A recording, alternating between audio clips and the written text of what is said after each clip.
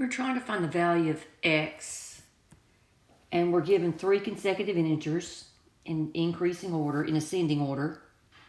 So we're getting larger. And the average is represented here. Add the 3 numbers up, divide by 3, and they tell me that's x.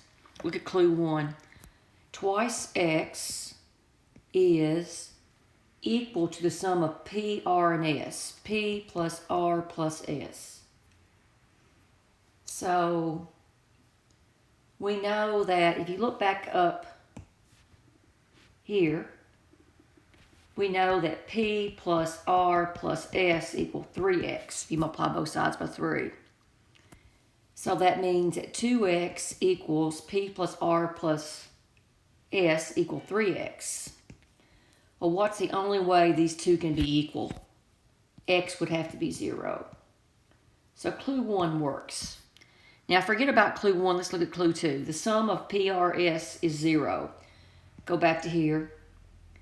So the top is 0. 0 over 3 equals x.